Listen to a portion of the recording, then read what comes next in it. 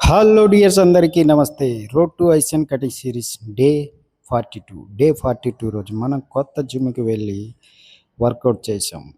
మొన్న వెళ్ళిన ఓపెనింగ్కి ఆ రోజు వర్కౌట్ చేయడానికి అవ్వలేదు. ఒకసారి వర్కౌట్ చేసి వీడియో పెట్టానంటే మళ్ళీ లెగ్ డే రోజు వర్కౌట్ చేయడానికి వెళ్ళి మన ఆల్పా కోర్ జిమ్లో చేసాం.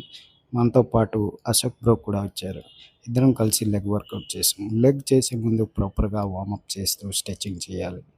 మనం రోజు చేస్తుంటాం కానీ ఎప్పుడు వీడియో పెట్టలేదు. ఈ రకంగా బిఫోర్ మీరు లెగ్ వర్కౌట్ చేసే ముందు స్ట్రెచింగ్ చేయండి. అలాగే మనం ఫస్ట్ వేరియేషన్ ఈ మిషన్తో చేసిన తర్వాత లెగ్ ప్రెస్, అలాగే ఎక్స్టెన్షన్, దాంతోపాటు ఓవరాల్గా ఒక 6 వేరియేషన్ చేసాం.